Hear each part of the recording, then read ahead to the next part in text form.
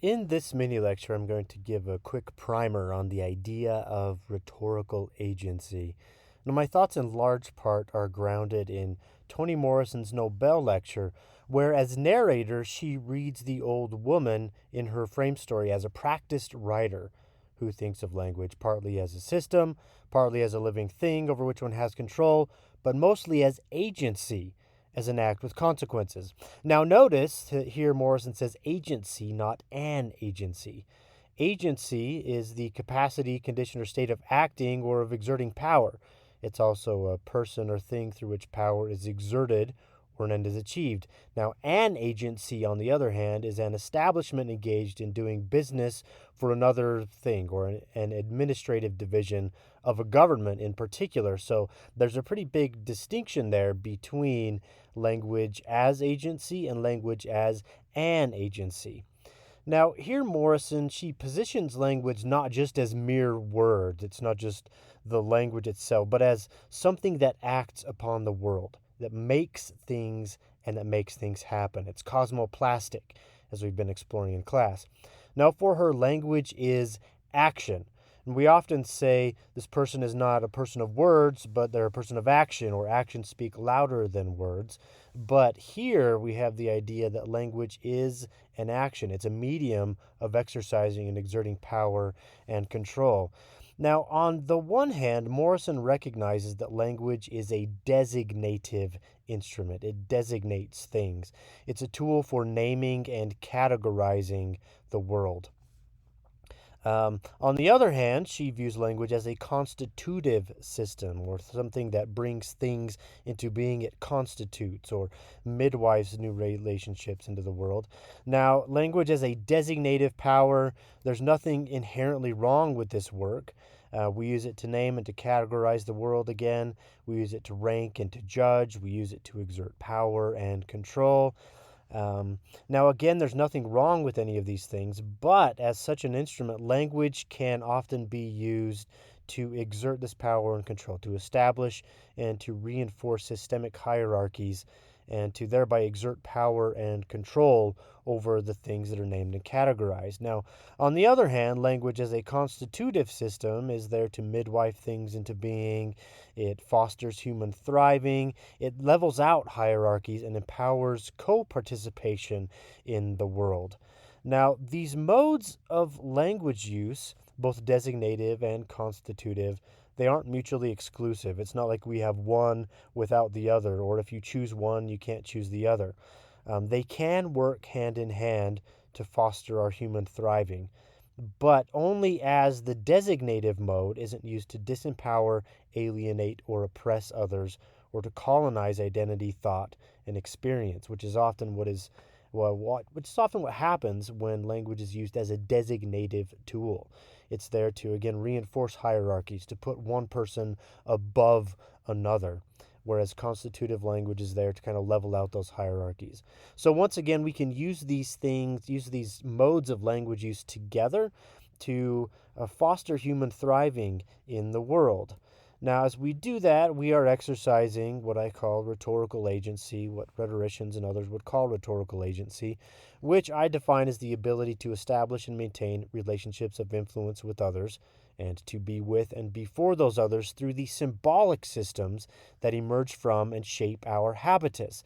Now, I'm going to walk through this definition just a little bit, beginning at the end. The habitus is a word used by sociologists and rhetoricians to refer to the always unfolding interactions among our bodies, our choices, and our surround. Now, notice here I said intra-action, not interactions. Intra-actions assumes that there is reciprocity between, among, and within the parts of the system. They're interacting together. They're acting together and with one another, as opposed to just responding to one another, as would happen with interactions. It's always a two-way thing, as illustrated here with the two-way arrows.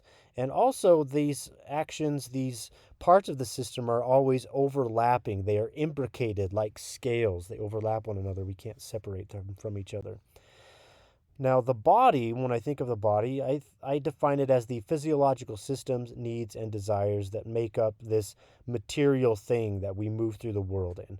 our bones, flesh, organs, all the way down to our cells, to our DNA, our genes, the things that are determinant factors in who we become.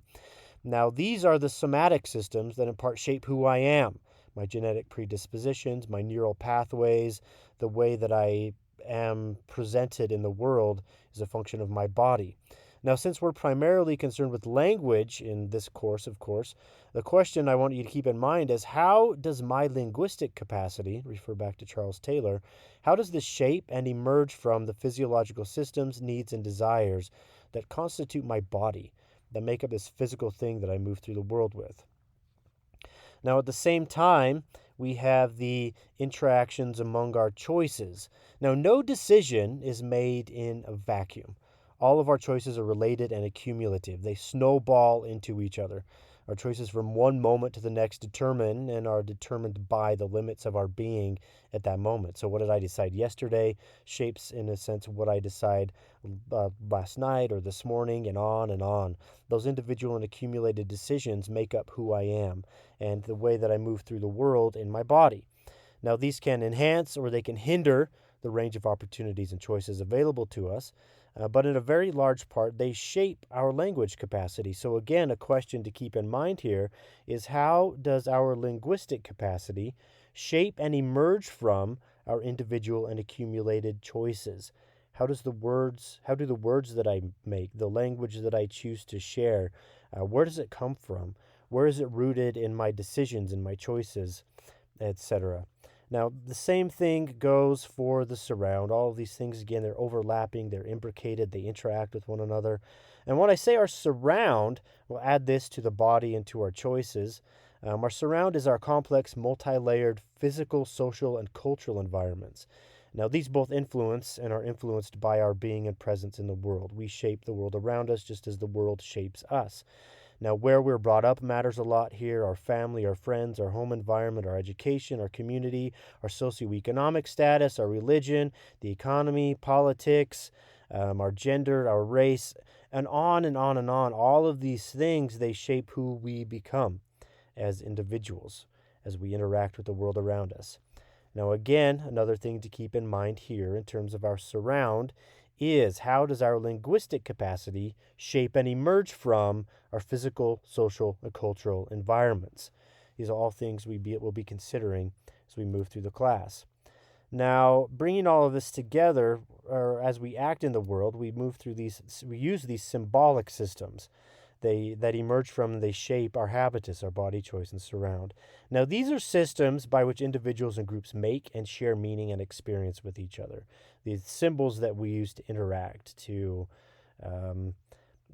just make that meaning with each other. Things like language, art, music, religion, ritual, place, and space. The ways that we are able to come together and interact and understand one another. We do it through these symbolic systems. Now, rhetoric is the study and practice of using these systems both ethically and effectively. Now, we do this ethically, we need to keep the ethical and effective implications in mind, because in every situation when we are interacting with another person through these symbolic systems, we are establishing relationships with them. As audiences, receivers of a message, they interact with speakers or creators of a message. At the same time, they are sharing the process of attention or influence, to go back again to Charles Taylor. Now, these are the relationships that are assumed in rhetorical situations, the relationship among audience, speaker, and the subject, as shown here in this little diagram, the Venn diagram, which also has the triangle at the center, a classic rhetorical triangle, which you might be familiar with. Now, this is the interactions among these things and the implications among these factors in the rhetorical situation are assumed again in the two-way arrows, in the overlapping circles, in the triangle. Now, these things are all very intimately tied into one another. We can't get away from them. This is the every time we're trying to communicate, this is what these are things that we need to keep in mind so that we can establish effective and ethical relationships as we're going along the way. Now, as we do this, as we use our language, we need to be thinking about how our words empower others and how such power is exercised in a diverse range of human interactions.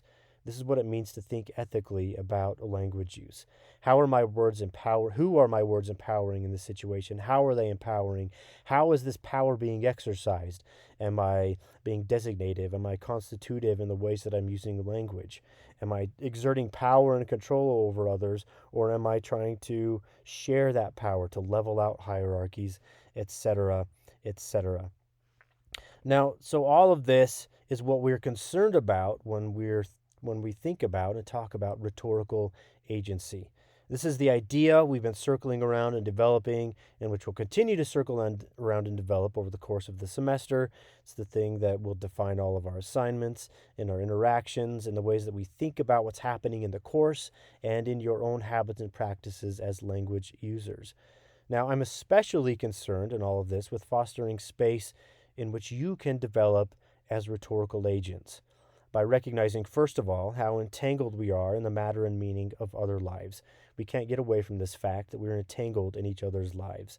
We come together, we influence one another in deeply profound ways on a daily basis. And the second thing that it brings to mind for me is how rich these entanglements can make our lives, how vital they are to our thriving. This is what it really means to be human, is to interact with others, to make meaning with other people. That's what we're exploring when we're thinking about rhetorical agency.